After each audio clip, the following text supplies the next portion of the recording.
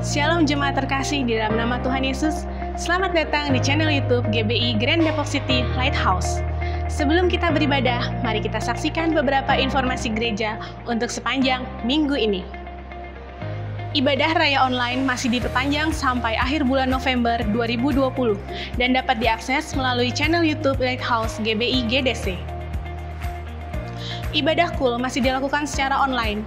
Hubungi gembala KUL masing-masing untuk informasi tentang KUL, dan bagi yang ingin bergabung dalam KUL, dapat menghubungi KUL Center dengan Bapak Melvin di nomor 0813 3247 6369. Ibadah Sekolah Minggu GBI Grand Depok City dilaksanakan setiap minggu pada pukul 8.30 pagi di channel YouTube Lighthouse GBI GDC. Untuk informasi dapat menghubungi 0812 96 31 916. Bagi jemaat yang ingin memberikan persembahan, perpuluhan, dan persembahan lainnya, dapat mentransfer ke rekening BCA di nomor 869 1963 535 atas nama GBI Grand Depok City. Harap bukti transfer dikirim ke nomor WhatsApp 0812 8390 7423.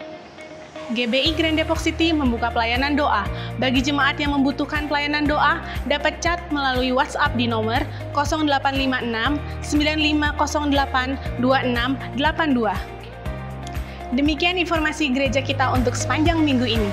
Mari kita siapkan hati kita untuk beribadah dengan sungguh-sungguh, agar setiap pujian dan penyembahan menjadi kekuatan yang baru bagi kita, dan kebenaran firman Tuhan menjadi rema dalam hidup kita. Selamat hari Minggu, Tuhan Yesus memberkati.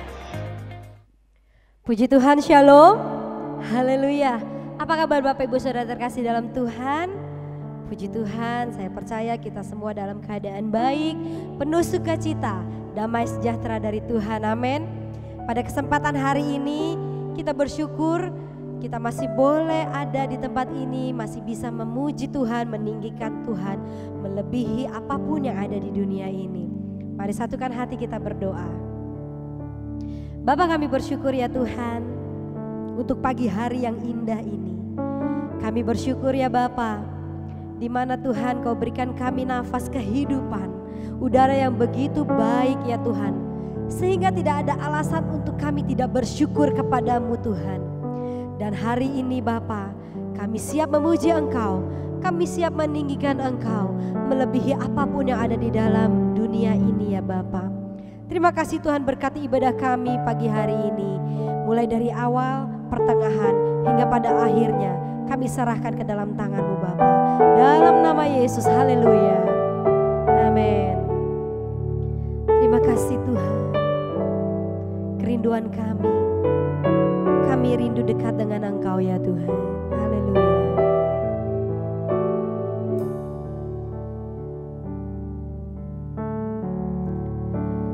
Hanya dekat kasih-Mu Bapa,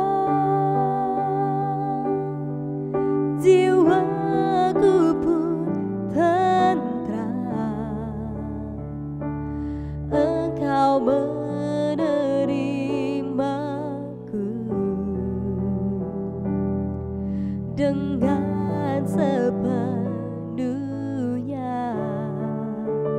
Walau dunia melihat rupa, namun Kau memandangku sampai ke kedalaman hatiku.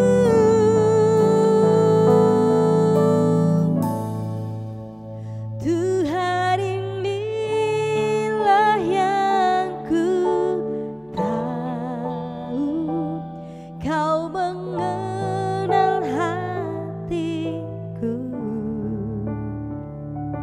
jauh melebihi semua yang terdekat sekalipun. Tuhan, inilah yang ku mau, Kau menjaga hatiku supaya kehidupan memancar senantiasa. Benar Tuhan, satu kerinduan kami dekat dengan Engkau Tuhan. Haleluya.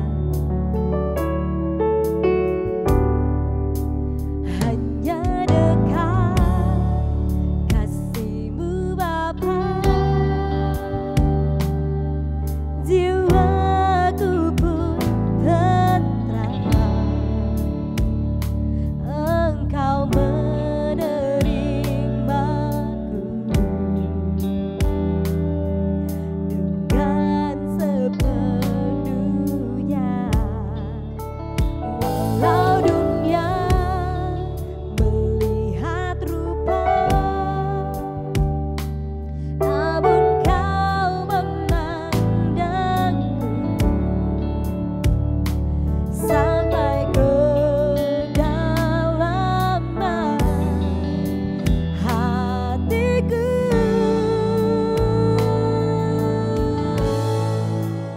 Tuhan, inilah yang ku tahu, Kau pemenang hatiku,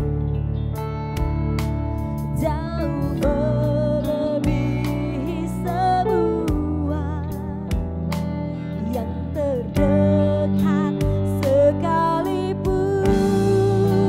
Tuhan, inilah yang ku mau, Kau menjaga hatiku supaya kehidupan memancar senantiasa. Ya Tuhan, inilah yang kami mau Tuhan. Tuhan, inilah yang ku tahu, Kau pemenang hatiku, jauh melebihi semua yang terdekat sekalipun. Tuhan, inilah yang ku mau, Kau menjaga hatiku supaya kehidupan memancar senantiasa. Mari Bapak Ibu Saudara terkasih Tuhan, kita naikkan pujian ini.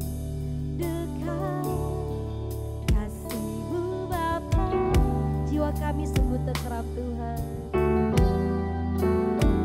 Yes, Engkau menerima kami dengan sepenuhnya Tuhan. Yes, haleluya.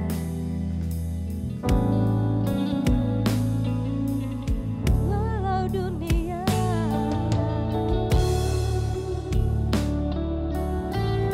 namun Engkau memandang kepada kami ya Tuhan. Haleluya.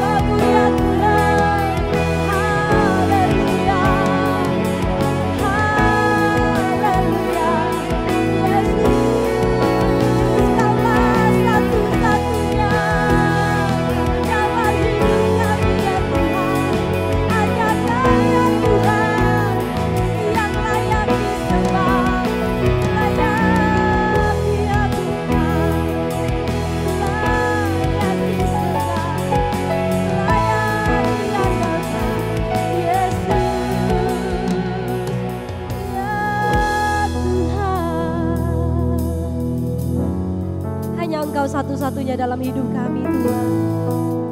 Hanya Engkau yang layak kami andalkan ya Tuhan. Ini pengagungan kami. Kami mau katakan haleluya. Satu-satunya yang ku andalkan,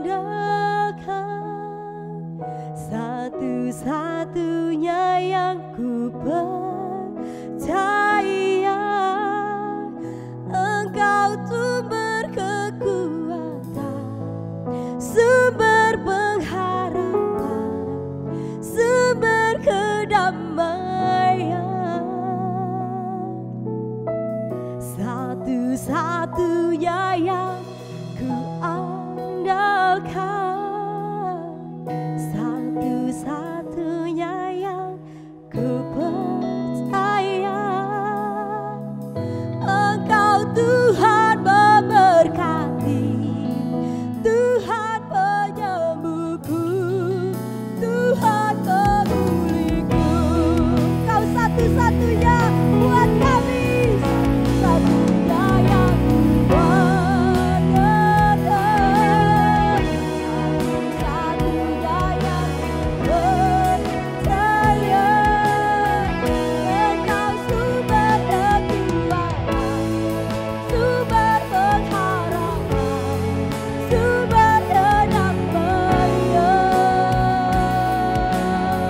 Satu-satunya yang benar,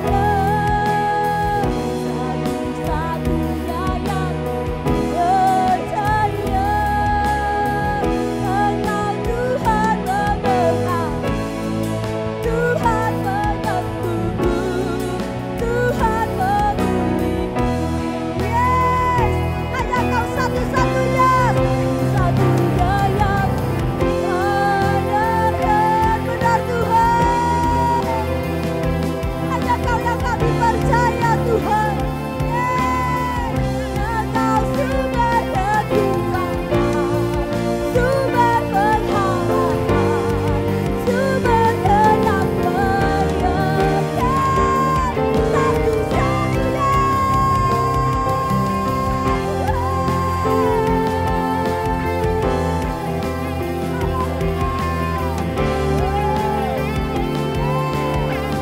Engkau Tuhan memberkati, Tuhan penyembuhku, Tuhan pemuliku.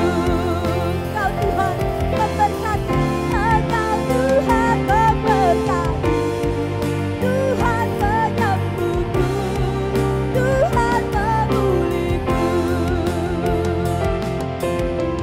Engkau Tuhan memberkati, Tuhan penyembuhku, Tuhan pemuliku.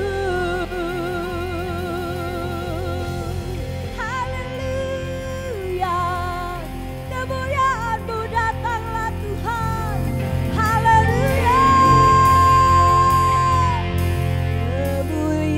kemuliaan-Mu datanglah memenuhi tempat ini. Bersembayang di tanah-Mu, ya Allah mulia. Kerajaan-Mu datanglah di bumi seperti di surga. Lawatlah Tuhan, kami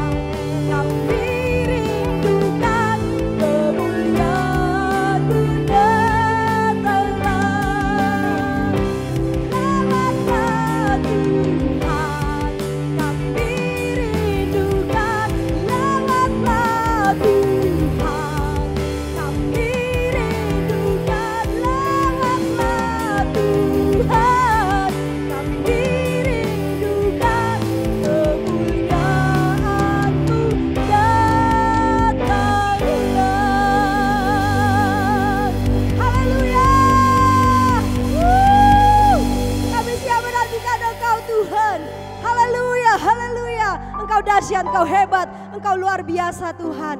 Datanglah Tuhan dengan segera. Haleluya, haleluya. Di dalam nama Yesus kami siap memuji Engkau Tuhan. Sama-sama dengan saya katakan, amin, haleluya. Yesus dahsyat, amin. Kita yang ada di sini adalah umat yang lebih dari pemenang, amin. Yang setuju katakan amin. Haleluya, haleluya. Kita percaya kita adalah umat-umat pemenangnya Allah. Haleluya. Yes.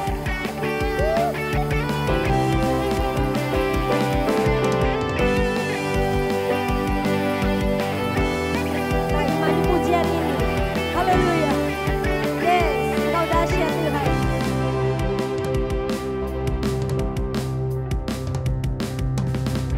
Lebih dari pemenang dalam segala perkara, iblis tak dikalahkan oleh kuasa darahnya. Jika Allah di pihak kita, siapa dapat melawan? Kita lebih dari pemenang, lebih dari pemenang, lebih dari pemenang dalam segala perkara. Iblis tak dikalahkan oleh kuasa darahnya. Jika Allah di pihak kita, siapa dapat melawan? Kita lebih dari pemenang. Haleluya. Kibarkanlah pancinnya, Yesus Raja segala raja. Haleluya. Bangkitlah gerejanya, kita lebih dari pemenang. Katakan yes, kami umat pemenang Tuhan. Haleluya. Yes. Lebih dari pemenang dalam segala perkara, iblis tak dikalahkan oleh kuasa darahnya. Allah di pihak kita, siapa dapat melawan? Kita lebih dari pemenang. Haleluya, haleluya. Kibarkanlah pancinnya, Yesus Raja segala raja. Haleluya. Bangkitlah gerejanya, kita lebih dari pemenang. Haleluya, haleluya. Kibarkanlah pancinnya, Yesus Raja segala raja. Haleluya.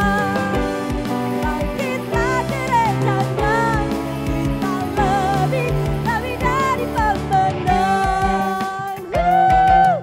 Yang sepakat dengan saya, kita mau saut-sautan, amin. Ikuti saya saudara. Yes. Kita lebih dari pemenang. Saya lebih dari pemenang. Kamu lebih dari pemenang. Kita lebih dari pemenang. Jika Allah di pihak kita, siapa dapat melawan? Kita lebih dari pemenang. Haleluya, haleluya. Kibarkanlah pancinnya, Yesus Raja segala raja. Haleluya. Bangkitlah gerejanya, kita lebih dari pemenang. Kita lebih dari pemenang. Imani sekali lagi. Kita lebih dari pemenang. Mari tepuk tangan yang meriah buat Tuhan Yesus. Haleluya. Yes, haleluya. Engkau dahsyat luar biasa Tuhan. Haleluya. Puji Tuhan. Saatnya kita akan mendeklarasikan apa arti dari Pentakosta ketiga. 1. Pentakosta ketiga adalah pencurahan Roh Kudus yang dahsyat di zaman now, melebihi yang terjadi di Azusa Street. 2. Pentakosta ketiga akan mengakibatkan penuaian jiwa yang terbesar dan yang terakhir sebelum Tuhan Yesus datang kembali. 3. Pentakosta ketiga akan membangkitkan generasi Yeremia, yaitu anak-anak muda yang dipenuhi Roh Kudus, cinta mati-matian kepada Tuhan Yesus, tidak kompromi terhadap dosa, dan akan bergerak untuk memenangkan jiwa. 4. Pentakosta ketiga lahir di Indonesia yang bergerak ke bangsa-bangsa. Gerakan ini dari timur ke barat dan akan kembali ke Yerusalem. 5. Pentakosta ketiga akan memberikan kuasa untuk menyelesaikan amanat agung Tuhan Yesus, dan setelah itu Tuhan Yesus datang kembali. Bapa, kami mengucap syukur pada hari ini Tuhan. Kami percaya hanya kasih karunia-Mu, hanya karena kebaikan-Mu kami dapat melakukan ibadah online pada hari ini. Kami mengucap syukur atas setiap jemaat-Mu Tuhan. Biar karena anugerah dan kuasa-Mu mereka berada, mereka memuji dan menyembah memuliakan Engkau dalam hati yang penuh cinta akan Engkau Tuhan. Terima kasih, kami mengucap syukur, bahkan juga kami berdoa Tuhan untuk gembala kami yang ada di Grand Depok City ini, Bapak Bambang Sumarji Tuhan. Sekiranya Engkau juga memberi Tuhan kesehatan, kekuatan, dan kelimpahan kasih karunia-Mu atas beliau. Dan kami juga mengucap syukur Tuhan atas gembala pembina kami, Bapak Niko Nyoto Raharjo, Bapak Gembala Rayon kami, Bapak Yongki Topan Wijoyo, bahkan Gembala Cabang dan Ranting Tuhan. Kami percaya hanya karena kasih karunia-Mu, mereka Kau beri kuasa, mereka Kau beri hati, bahkan Engkau beri kekuatan Tuhan untuk melayani-Mu di sepanjang kehidupannya. Setiap apapun yang mereka lakukan hari-hari ini Tuhan, baik di luar negeri, baik di dalam negeri dan manapun mereka berada, Engkau mengawal dan Engkau yang memberi hikmat atas setiap pelayanan mereka.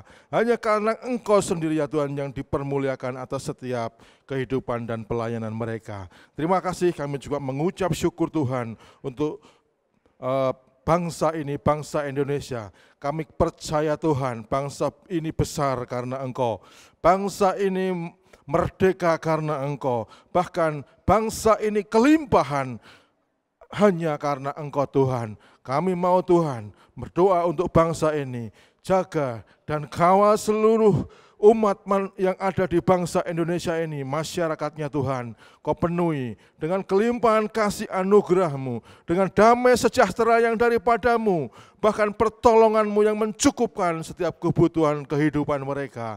Terima kasih Tuhan, bahkan kami juga berdoa untuk kota kami, kota Depok Tuhan, kota yang Engkau kasihi, di mana Engkau Tuhan nyatakan atas kota ini hal yang luar biasa Tuhan. Hari-hari ini masyarakat kota Depok Tuhan bersyukur, tersungkur memuji dan memuliakan Engkau. Berdoa menyembah Engkau Tuhan untuk keselamatan, untuk kemuliaan, bahkan untuk Tuhan kasih-Mu yang akan Kau limpahkan atas kota ini.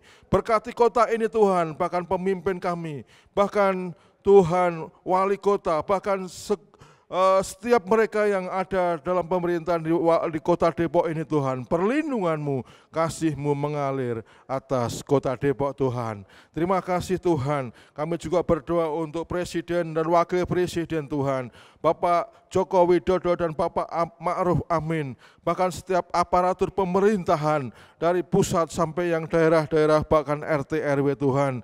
Kasih-Mu melimpah atas hidup mereka, hikmat-Mu nyata atas presiden dan wakil presiden kami untuk menangani setiap wabah, penyakit, bahkan virus corona ini Tuhan. Hanya hikmat yang daripada-Mu yang memampukan pemimpin-pemimpin kami untuk berbuat dan bertindak di dalam setiap pekerjaan mereka Tuhan. Terima kasih Tuhan, terima kasih. Kami juga mengucap syukur buat Taman Doa Rumah Pengorbanan Tuhan.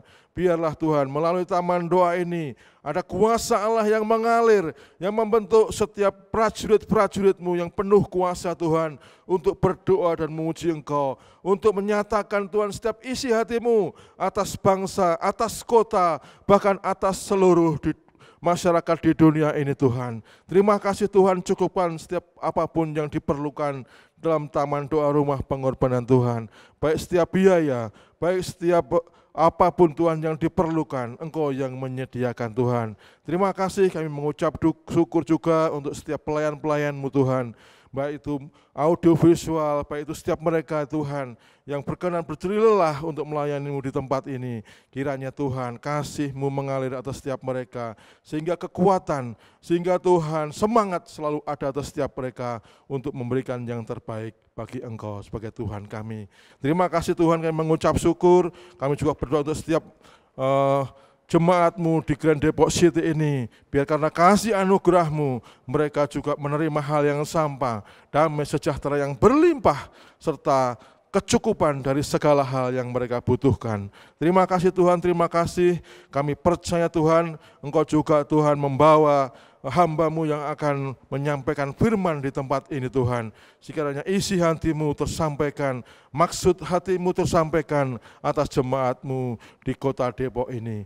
Terima kasih Tuhan, terima kasih, kami mengucap syukur dan kami serahkan ibadah pada hari ini hanya di dalam tangan kasih karunia-Mu. Terima kasih Tuhan, di dalam nama-Mu Yesus kami telah berdoa. Shalom saudara. Pernahkah kita berpikir bagaimana banyak hamba-hamba Tuhan atau orang-orang percaya dipakai dengan karunia kesembuhan ilahi, mengusir setan, membangkitkan orang mati, bahkan melakukan hal-hal yang luar biasa?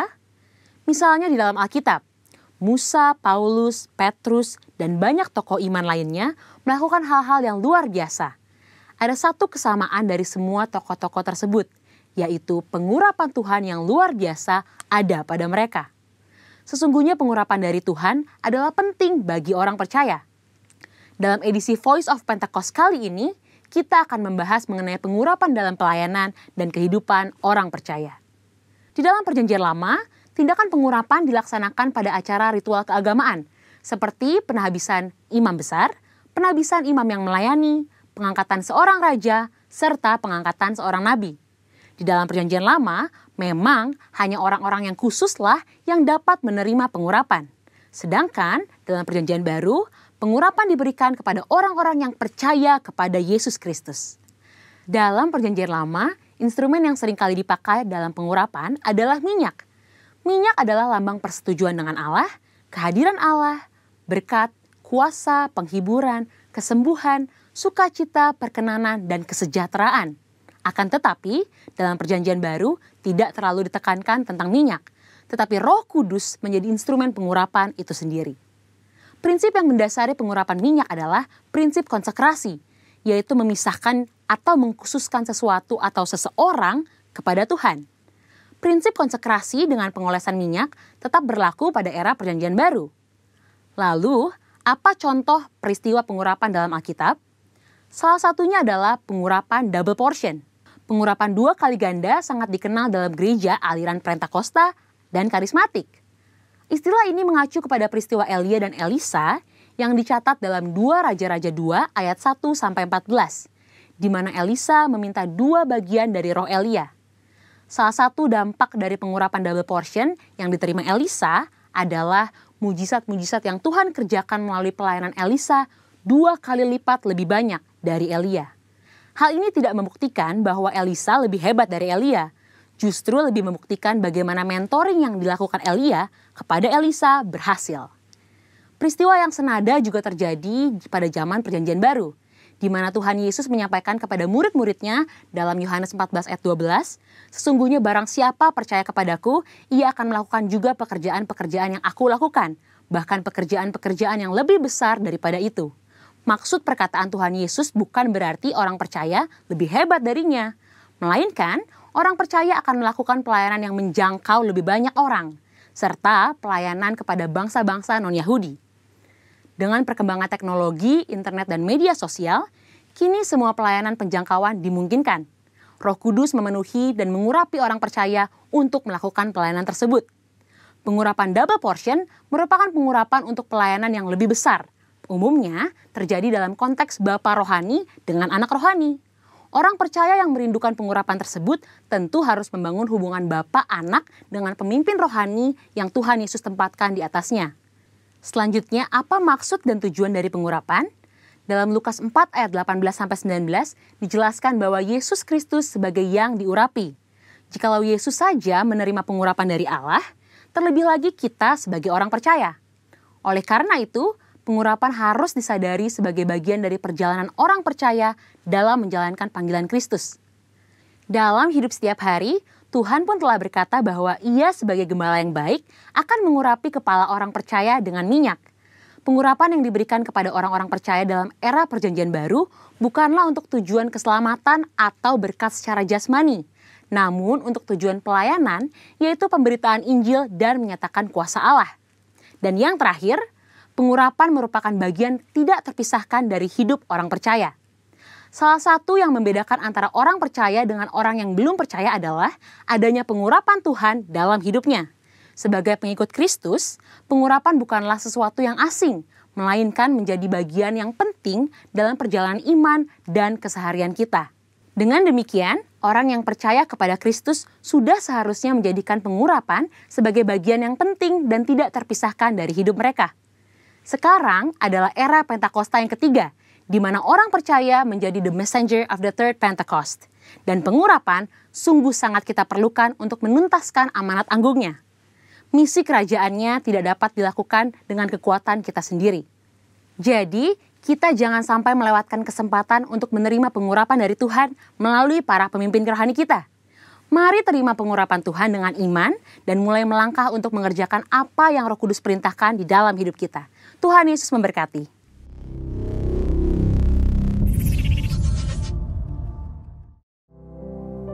Haleluya. Puji Tuhan. Saatnya kita akan mempersiapkan diri kita. Kita akan mendengarkan sebagian dari firman Tuhan. Bapa, saat ini kami siap Tuhan untuk mendengarkan sebagian dari isi hati-Mu. Berbicaralah Engkau Tuhan dengan bahasa-bahasa yang begitu sederhana, sehingga kami dapat mengerti ya Tuhan. Dan firman-Mu dapat tertanam, bertumbuh, sehingga berbuah-buah lebat dalam kehidupan kami ya Bapa. Terima kasih ya Bapa, di dalam nama Yesus.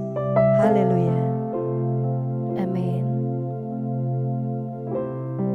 Makasih Tuhan. Kalau ku cari damai, hanya ku dapat dalam Yesus. Kalau ku cari ketenangan, hanya ku temui di dalam Yesus.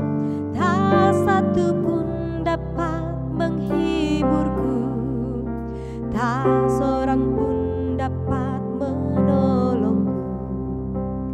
Hanya Yesus jawaban hidupku.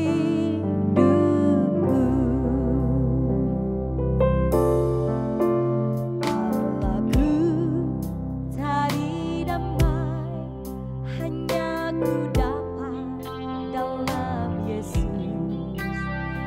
Kalau ku cari ketenangan, hanya ku temui di dalam Yesus. Tak satu pun dapat menghiburku, tak seorang pun dapat menolongku. Hanya Yesus jawaban hidupku.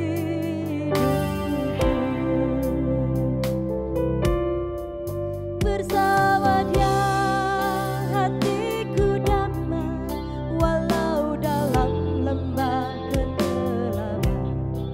Bersama Dia hatiku tenang, walau hidup penuh tantangan.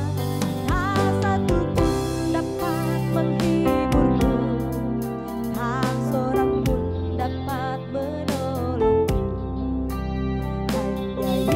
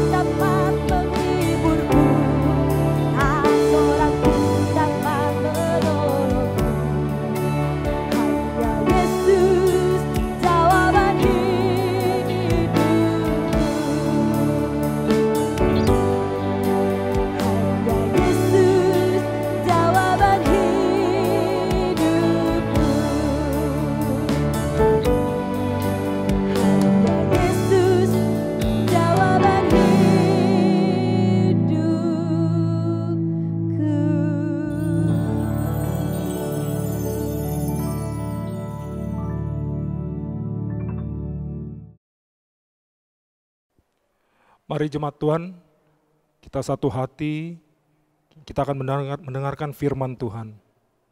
Sebelum itu mari saya ajak kita semua untuk berdoa bersama. Bapa, di dalam nama Tuhan Yesus, terima kasih Tuhan untuk semua anugerah Tuhan, untuk kasih Tuhan yang besar atas kami, setiap kami. Terima kasih Tuhan untuk segala kebaikan Tuhan, pemeliharaan Tuhan sampai dengan saat ini. Kami tidak pernah berkekurangan. Bapa, saat ini kami mendengar firman-Mu Tuhan, kami tahu firman-Mu yang menjadi kekuatan, menjadi penghibur, menjadi pelita bagi kaki kami Tuhan, terang bagi jalan kami.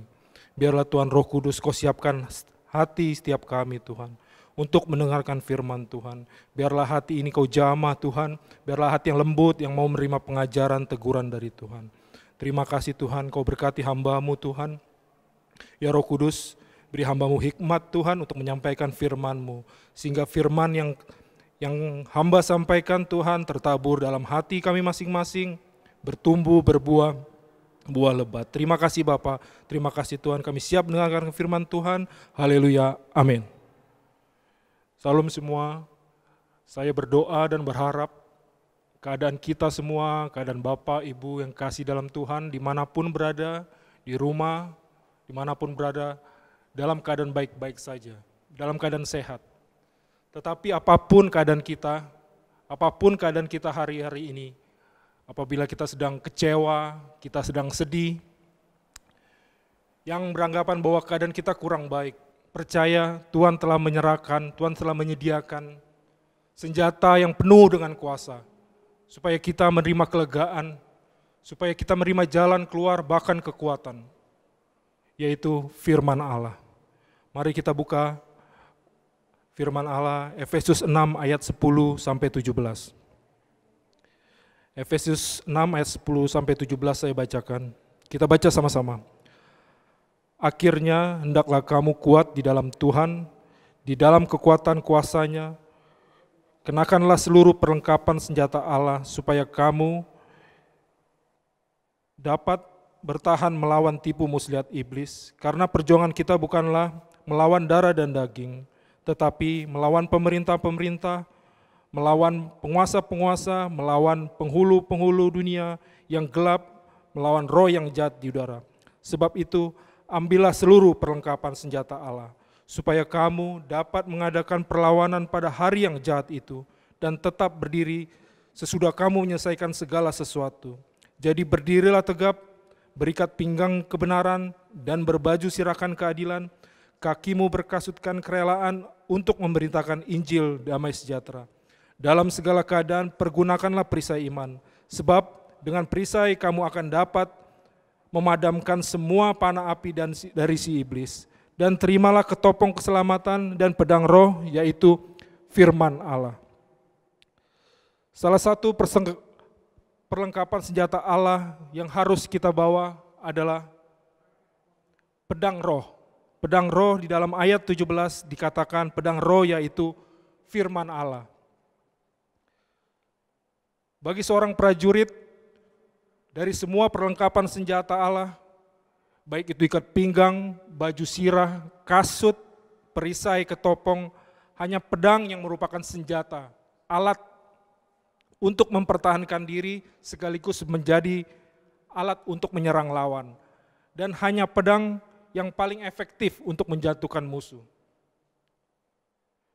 Dan sudah menjadi keharusan seorang prajurit harus membawa pedang dan harus dapat menggunakan pedang itu dengan baik, dengan terlatih.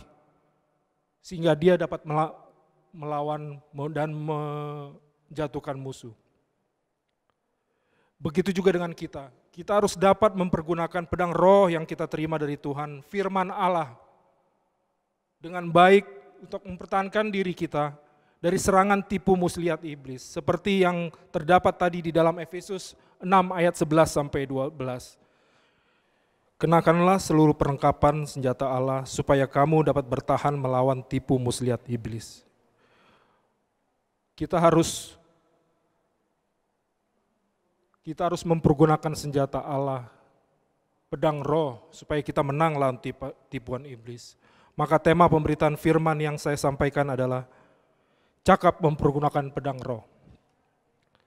Seorang prajurit harus cakap, artinya pandai, mahir, menggunakan senjata.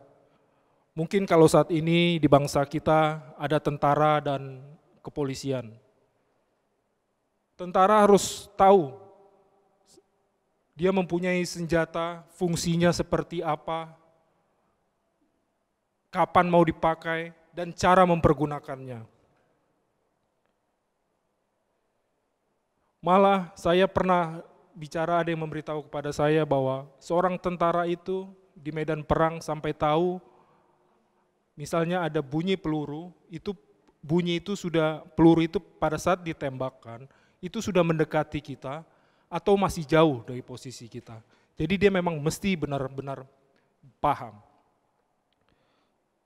Umumnya kita tahu bahwa senjata itu kalau tentara kita biasanya laras panjang, biasa itu di pinggang itu pistol. Kalau biasa yang tahu, biasa kita sering nonton film, bahwa senjata yang laras panjang biasa dipakai pada saat pertama kali melawan musuh yang lumayan banyak dan jarak jauh, baru setelah misalnya habis pelurunya, dia menggunakan senjata terakhir, pistol.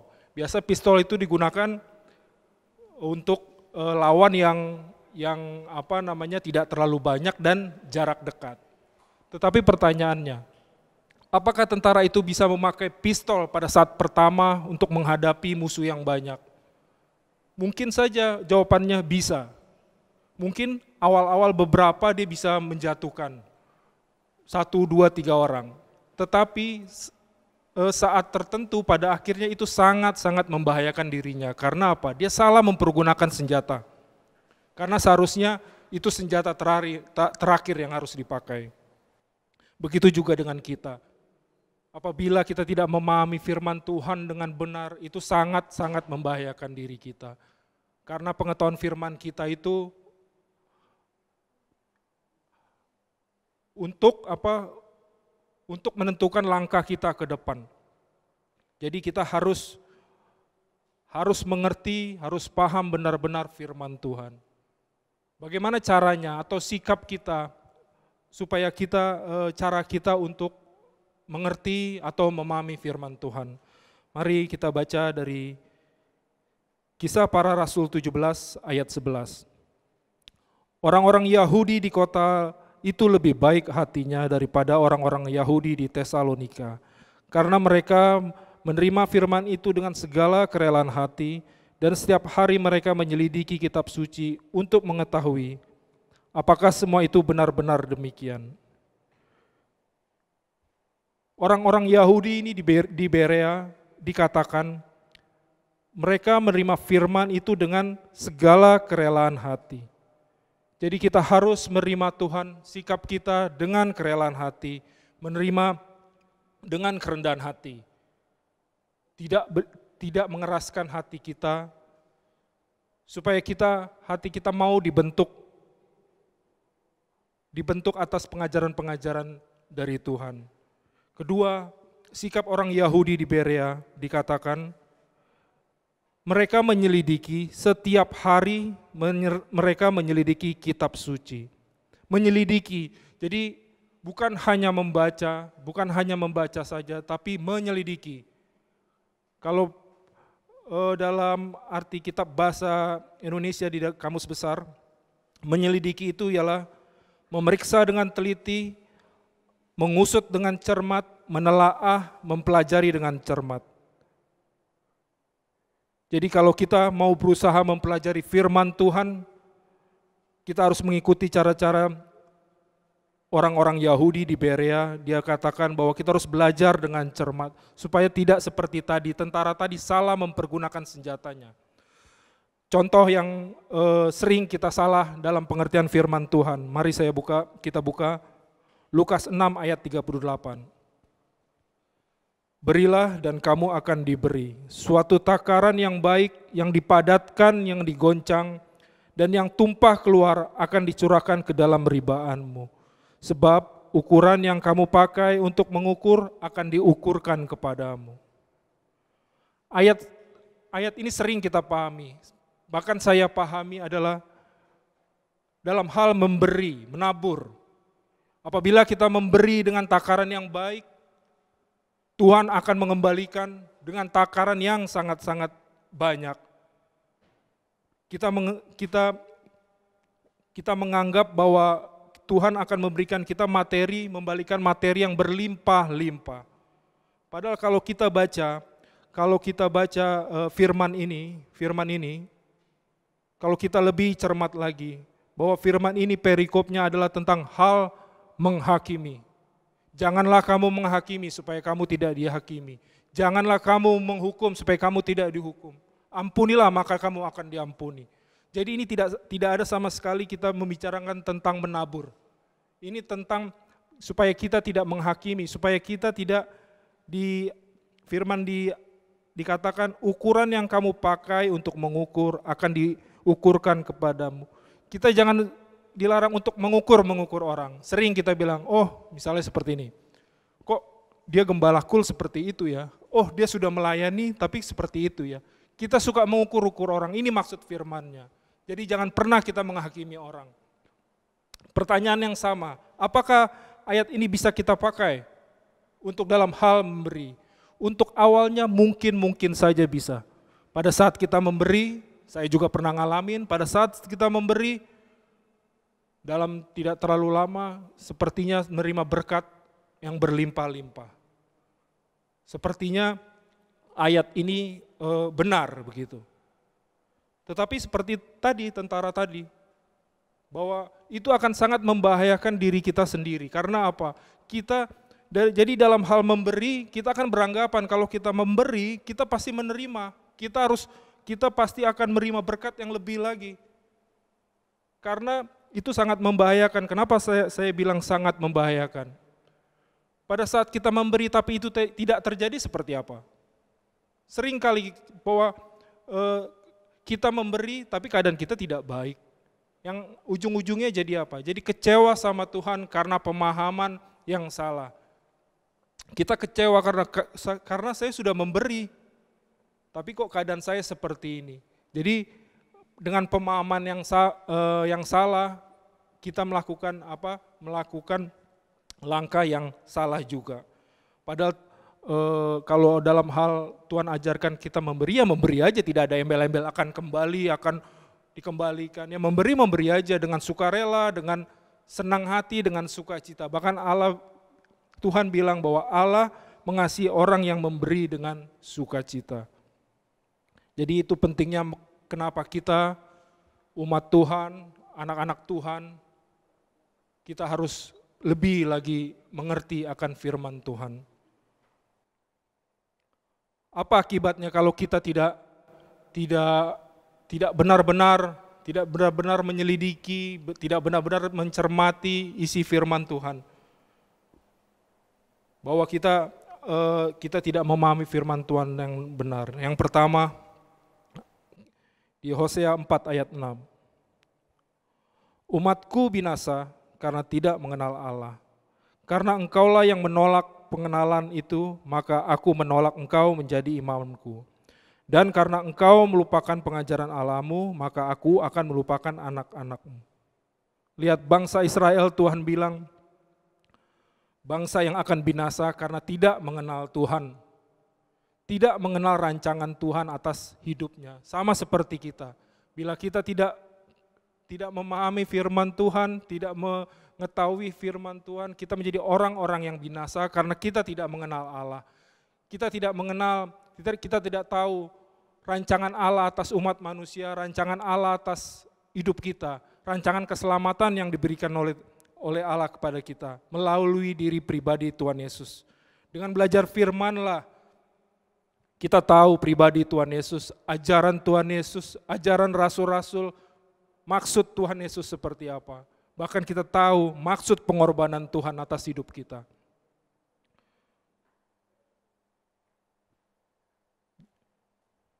Karena kalau kita kenapa kita dibilang binasa?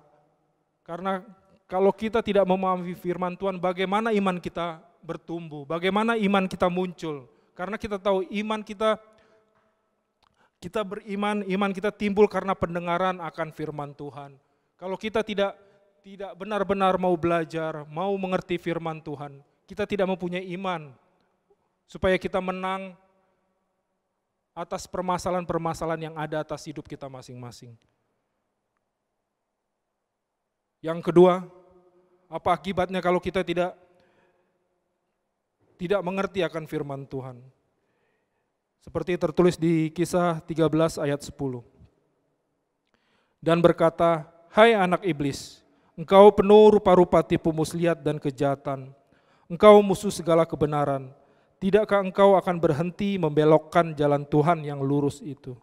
Lihat, iblis tidak akan pernah berhenti untuk membelokkan jalan Tuhan. Iblis tidak akan berhenti untuk membuat kita lari dari jalan Tuhan, dari jalan yang lurus yang Tuhan telah sediakan bagi kita. Dia akan terus berusaha karena kita tahu bahwa iblis pun mengenal firman Tuhan, sangat-sangat mengenal firman Tuhan. Seperti kita tahu kejadian pada saat Tuhan Yesus dicoba di padang gurun. Di dalam Matius ayat 4, pasal 4. Pada saat Tuhan Yesus dicobai, semua cobaan Tuhan patahkan, Tuhan kalahkan iblis dengan firman Tuhan. Pada saat iblis menyuruh Tuhan Yesus untuk merubah batu menjadi roti, Tuhan Yesus jawab dengan firman Tuhan. Ada tertulis, manusia hidup bukan dari roti saja, tetapi dari setiap firman yang keluar dari mulut Allah. Bahkan iblis mengutip firman, iblis berkata, iblis membawa Tuhan Yesus ke bumbungan bait Allah. Iblis berkata, "Jika engkau anak Allah, jatuhkanlah dirimu ke bawah, sebab ada tertulis,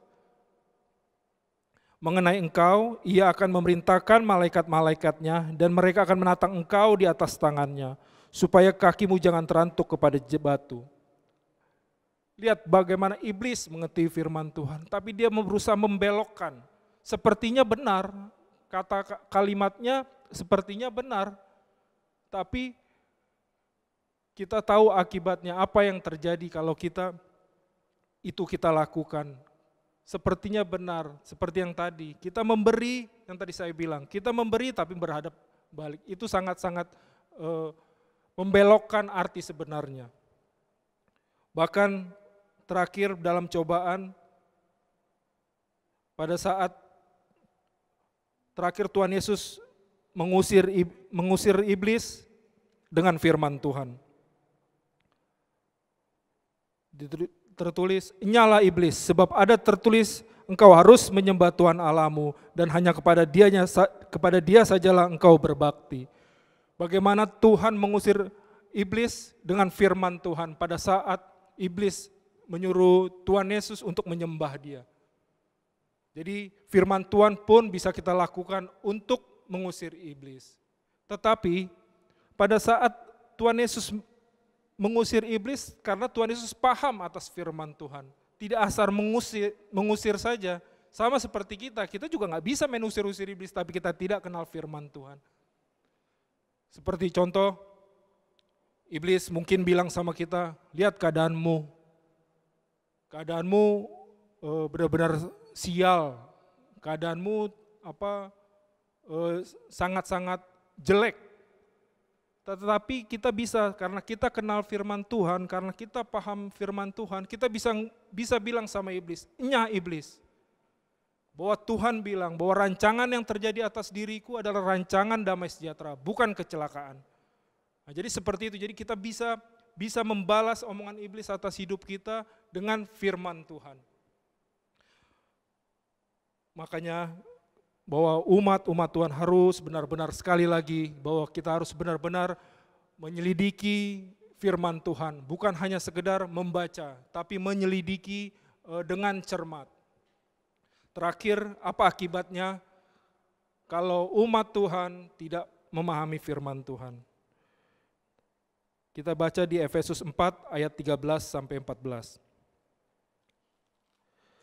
"Sehingga kita bukan lagi anak-anak yang diombang-ambingkan oleh rupa-rupa angin pengajaran, oleh permainan palsu manusia dan kelicikan mereka yang menyesatkan. kita tidak dibilang kita menjadi orang-orang yang sering diombang-ambingkan. Jadi membuat kita terus seperti anak-anak yang terombang-ambing, tidak melangkah maju dalam pengetahuan firman Tuhan dengan benar. Tidak dapat bertumbuh dalam kedewasaan. Kita terus menjadi anak-anak yang terombang-ambing. Kita menjadi orang-orang yang kalah di medan perang kita masing-masing. Kita menjadi orang yang tidak mempunyai kedewasaan rohani. Seperti pelaut, kapal kalau terombang-ambing, dia akan lama-lama dia tidak akan bisa sampai tujuannya. Bahkan bisa tenggelam, sama seperti hidup kita. Kita akan terus terombang-ambing. Kita tidak akan menjadi maju di dalam pengenalan akan Tuhan. Sehingga hidup kita bisa menjadi kalah, menjadi orang-orang yang gagal karena kita kalah atas tipu muslihat iblis atas hidup kita. Jadi saudara-saudara yang kekasih, Tuhan sudah sediakan senjata yang ampuh, pedang roh. Sekarang tergantung dari kita, apakah kita mau menerima firman Allah yang penuh kuasa itu bagi kita. Apakah kita mau menerima dengan kerelaan hati, memanfaatkannya dengan baik, mempelajarinya dengan teliti dan cermat dan mempergunakannya. Sehingga iblis tidak dapat mengalahkan kita, menjatuhkan kita atas hidup kita, hidup yang penuh dengan rancangan Tuhan. Sehingga hidup kita tidak gagal seturut dengan kehendak Tuhan. Hidup kita tidak terombang-ambing. Jadi terus kita dapat memperoleh kemenangan dari iblis yang mau membinasakan kita, yang mau membelokkan jalan kita, yang mau membuat hidup kita terombang-ambing. Biarlah pedang roh itu kita semakin ahli, kita semakin cakap dalam mempergunakan pedang roh dalam kehidupan kita. Sehingga semua rencana Tuhan, rancangan Tuhan terjadi dalam hidup kita. Kiranya firman Tuhan menjadi berkat bagi kita semua. Mari kita tutup dalam doa. Bapa, kami mengucap syukur Tuhan atas firman Tuhan. Terima kasih Tuhan untuk firman-Mu. Biarlah firman-Mu ini Tuhan menjadi teguran bagi kami, supaya kami terus mau belajar akan firman Tuhan. Kami mau memahami firman Tuhan lebih lagi, sehingga kami mengerti dan tahu maksud Tuhan atas hidup kami.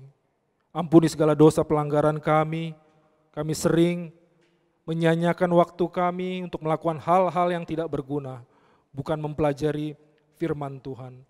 Terima kasih Bapa, biarlah Tuhan kami layak Tuhan menerima berkat Tuhan yang berlimpah-limpah atas kami. Berkat penyertaan Tuhan, berkat damai sejahtera Tuhan, berkat sukacita dari Tuhan. Terima kasih Bapa, terpuji nama-Mu, haleluya, amin. Saudara-saudara yang dikasihi Tuhan Yesus Kristus, kita akan segera mengakhiri ibadah kita hari ini. Kita pusatkan hati kita untuk menerima berkat dari Tuhan. Kita angkat kedua belah tangan kita. Berkat yang berlimpah-limpah dari Allah Bapa, kasih karunia Tuhan Yesus Kristus, persekutuan yang manis dengan Allah Roh Kudus, menyertai kita mulai saat sekarang sampai Maranatha, kedatangan Tuhan Yesus yang kedua, bahkan sampai selama-lamanya. Kita semua yang sudah menerima berkat, bersama-sama kita katakan, amin.